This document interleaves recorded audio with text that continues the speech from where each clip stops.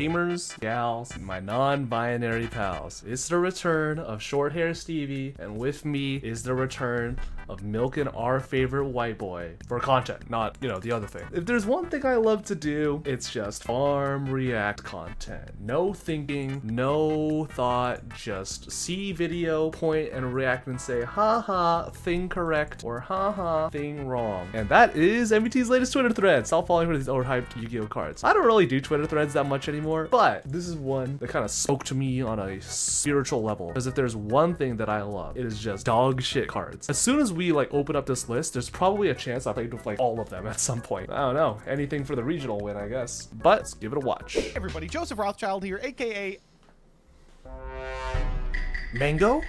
And we are back with another Twitter thread. Today we're talking about hyped cards. Every single time the format changes in some capacity, either by virtue of a new ban list or a set release, people always seem to hype up like the same 15 terrible ass corner case hand traps and answers. Today I'm going to ask you, what clearly bad cards do people always claim have finally found their format? And I'm going to begin with Gnomaterial. If your opponent special summons a monster while you control no cards, discard this card, then target a face-up monster your opponent controls. This turn, that monster cannot be tributed or used as material for a fusion, synchro, exease, or link summon. It's kind of a hand trap, but the realest shit you could ever do to someone is if they're trying to do like the Fiendsmith Yubel line, or they're trying to do like just like the Underworld Goddess into whatever line, just hit them with it as soon as they summon like the Underworld Goddess, boom, no material. They're fucked. They scythe lock themselves. You are a fool. Pasta Fazool, you are the fool. With a perfect one. How many times have you seen Typhoon unironically registered in lists? I think there's maybe an argument there were 1 or 2 pendulum formats where this card was playable, but I constantly see people being like, no wait, when they set a guy in the back row, you can use this to pop the snake eye. Okay, and? Hey, Typhoon's the GOAT. I remember playing Typhoon in Altergeist because it was a way to like kind of beat Striker. You would like Typhoon whenever they set up like multi-roll, and then you go like, oh, summon like multi-faker because it was a trap card. It's also seeing like some rounds right now, because if your opponent's on like Snake Eye Fiendsmith or like on the Fire King stuff, you are able to like Typhoon the field spell, and if they don't have a fire they want to lose, it's pretty good. Or the actual strat is to Typhoon the Desiree, the Sequentia that's equipped to the Desiree, so that they don't actually get to negate anything. It's broken. I love it. Another classic example. Oh man, the Sky Striker cards have to be in the EMZ, but Watt Kinetic Puppeteer can move it to an MMZ. Well, that's broken. Perfect one. Sprite, time to clean the filter. Pearly, time to clean the filter. Snake Eye, time to clean the filter. Yubel, time to clean the filter. There's always someone who's convinced this card's time is right now, and it is right now, but only during round 3 of local. Hey, this card is actually good. People played this shit at YCS's. Whoever's editing this put up a list with Power Filter in the side deck. This shit's broken. Trust me. GOAT status. This is a floodgate that I hope people never like figure out, but it's always expected to be really good really early. Same vein as like Power Sync Stone. Caleb says Crossout was this for a while, and then it did arguably find its format. I would agree. People always try Crossout first week and then usually drop it until a couple of very specific formats, at which point it has now just sort of become a mainstay of competitive play. But the real answer is unquestionably Engraver of the Mark. How many YouTube videos have you seen where people are like, you have to buy this card before it goes up, it's going to be broken against X terrible ass card? Never, because that card is bad. Nobody serious ever thought that Engraver of the Mark was ever gonna be a real card. If you thought Engraver of the Mark was gonna be good, why didn't you just play like Cypherane Gear like Delta or whatever the spell one negate is? I don't fucking know. Or does it cross out their crossout? Why not just do that? That's way more efficient. Says, I don't think a good people worth their salt have thought Miradora would be good for a format, but plenty of people who ain't have. I'm rooting for him because he's even know what this card does. A secret printing at time of release, commanded a really expensive price tag for how clearly bad the card is. If you're unfamiliar with this, it's like Effect Veiler and gets you a body, except it's not Effect Veiler in any of the ways that matter. Still, sometimes I read it and I go, any day cool. Now, man. Trevor says, do entire decks count? So this was not the case recently, but in the past, almost every single format, post-release of Fusion Enforcers, the first weekend, the metagame would be dominated by exactly this deck. Finally, it's time for Aleister.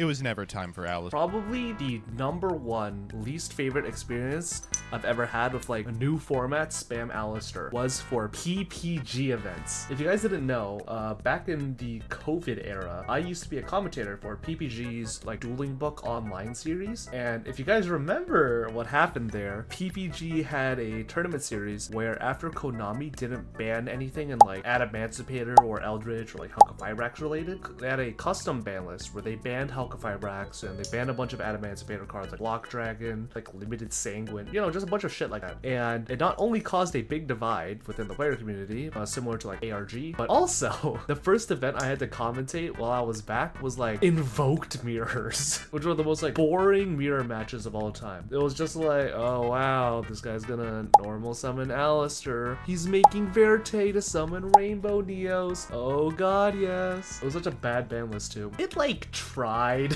to be like a real ban list, and then like it just kind of never mattered because people realized that they were just gonna play the next best deck down, which ended up kind of being like Invoked and Ultra Guys and fucking my Dolce for some reason. It was awful. I hated that shit.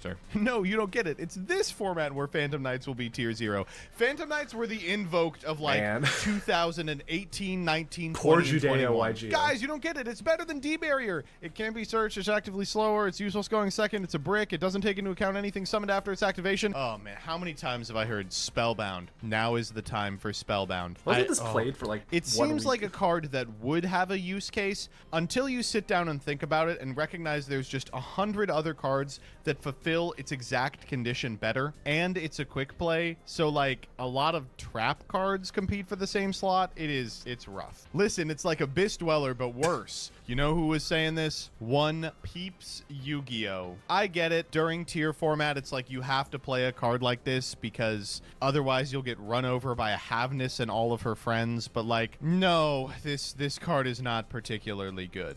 Whatever it took, dog. The amount of anti-graveyard tech that had to be discovered during this specific period of Yu-Gi-Oh's history. Think of like Foolish Return, Transmigration Prophecy, you know, just like decks, of course, spamming Abyss Dweller. This shit, oh my, like the Flower Guardian Borderfly. Oh my god.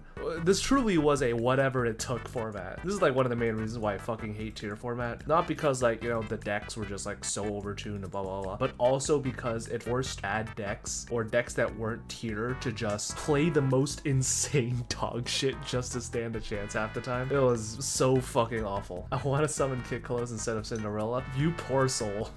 No. I am gonna hear this person out. At the start of every format, you hear everybody go, we're moving into a Droll format for 2 weeks, then everyone gets the new deck's lines labbed out, and they all play under Droll given certain conditions, and every single time for the last 3 years, it has ended up at okay at best at most. Correct. One of the early must-play hand traps that slowly gets shaved from every list as the format develops and people learn how to play around it. But notably, there was a point where this was a mandatory inclusion, and it was the 2 weeks where Super Heavy Samurai was legal. I don't know. I don't want to remember Super Heavy Samurai format. That format came and went so fast, I like blocked it out of my memory. That was like a format that if we had like a real event in it, I think it might have actually been a tier 0 format if that format like stuck around longer. But that was like a format where just like everyone was just having such a horrible time. They fucking banned Scarecrow with a swiftness. Yeah, Droll and Lockbird. Remember at like the beginning of like Fiendsmith Yubel format? People were like, OMG, Droll is so good into Fiendsmith Yubel. Then it turns out that that deck just like did not really even give a shit about it.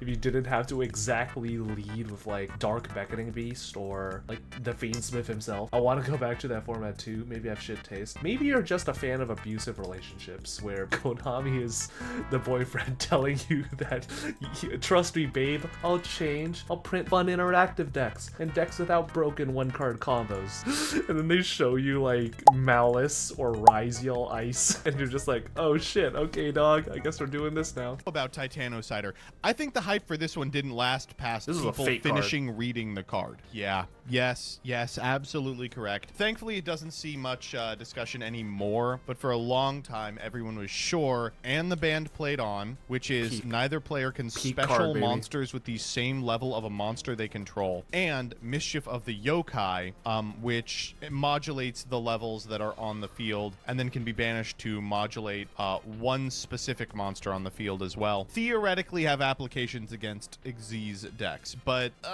they are really few and far between. Just play D-Barrier. Ryziel Tech, watch. People are going to hype this as the Ryziel answer. With so many powerful decks with eventual mirror matches, Reaper just feels like it always could just be play used more. D-Barrier. Hitting Fiendsmith prior to combo or powerful extra deck staples. Shame the other Ghost Girls see more play. This card is cheeks. So often people are like, oh, there's a commonly played extra deck card. I have to play Ghost Reaper and Winter Cherries to rip it. Turns out, if you let someone uninterrupted do 99% of their combo instead of 100, they're still winning. The formats where this were good were like formats where people had to get to an extra deck playmaker they were playing 3 copies of. But that's just not how things work anymore. Remember? Yeah, the only time like Reaper was like actually a quote-unquote good card was maybe exactly like ABC format, where like if you ripped like someone's triple ABC like Dragon Buster, you like one on the spot. Spiral's also a good answer. Like you rip their double agent, I don't know, like triple cock helix, I don't know, I forgot what the like 2's called.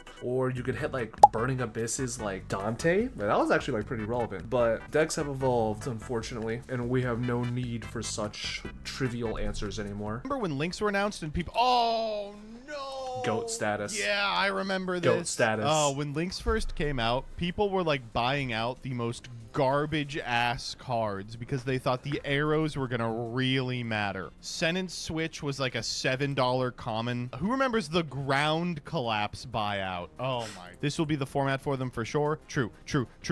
False. True. Oh god, it gets Rezeal too. No, come on, no. It's gonna happen. I promise it's going to happen. Guard. I promise it's going to happen. It's one day soon. Made to order mermaid outfit outfitter will be playable. Target. This is just the world's worst. If you guys thought Crossout Designator had limited applications, you have never seen made to order mermaid outfit outfitter. Oh my god. I wanted this card to be good so badly. So badly. I actually tried playing this card in Tier Limit because I was like, oh, this card's like insane in the mirror. But my heart. My poor heart. Card in your opponent's graveyard, banish it, add a card from your deck to your hand with the same name as that banished card. It's so good. Take their Ash. In the mirror match, take their starter. Oh. This constantly rotates with the yokai girls that aren't Ash. There's always one of these, Belle, Ogre, or Reaper, that people speculate is good in the format but ends up being worse than a different hand trap or like a Bestial or a Board Breaker. Okay, I will push back on Ghost Belle specifically. I think there's a number of formats, especially where Labyrinth is playable, where this card is really good, even out of the side deck. It's a great right now. card. It does not fit with the others. 100% correct with these other two. Ghost Ogre seems to have currently found a format where it's okay, but Ghost Ogre is the #1 card that people play week 1 and then slowly take out of lists. I remember when Pote came out and I was trying to get people to play this garbage. You don't understand. You can find it off Snake Eyes Ash if you already have combo. A tech card that... Man, remember when Kurikara Div Incarnate was like $45 a copy because it was just that good into the Kashtira end board? They would go like double Shangira into like the Kashtira Arise Heart ad to like effect to attach, and then you would just fucking Kurikara their soul. Yeah, Div Incarnate's been good. It just wasn't good on release because like can't really like Haijuing Chilament isn't really that good. It was pretty good versus Sprite actually. Like you Kurikara, the Jid Buster, and the Sprite Elf. Like that was pretty relevant. Wasn't like the end of the world. That only works going first, can't be drawn or prospeed into, is actively worse than Shifter in any deck that isn't penned. Totally gonna shit on the meta this time, guys. I remember when this card was revealed, everyone was like, finally, tier format is solved. My favorite part about this one is apply one of the following effects. They're like, you can still special from grave. Mystical Ref. Okay, to be fair, this card actually pretty good. I will cope on this. I genuinely thought that this card was insane.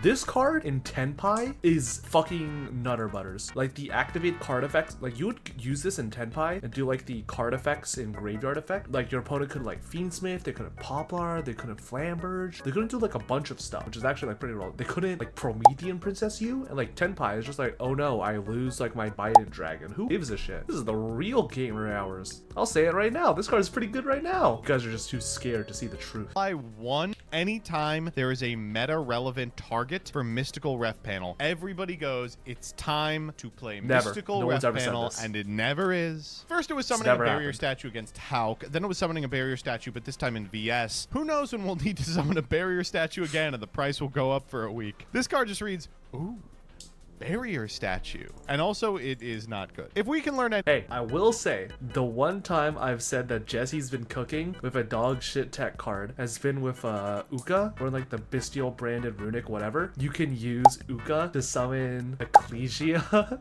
like the 15/15 Sword Soul Ecclesia, but you tribute her immediately to summon Fallen of Albaz to like fuse your opponent's stuff. That's the real gamer hours. That's the real shit. Anything from these hundreds of thousands of misses, it's that Yu-Gi-Oh! Players aren't always the best at predicting what cards are going to be good. But when I say that, I'm not talking about you. Your tech choice is going to work out for sure. It will. Remember when people were saying that Dogwood was finally relevant when Tenpai was meta? Nope. They don't know. Wait, come on. No, this card was good. One day we will have a format that will finally use this card. I'm going to be Literally next format. Have you heard of Rizal cards? real with you. That day is coming. Grave's good. Grave is a good card. This card was crazy. You have no idea how good Shared Ride was. Shared Ride against Striker? Oh my god.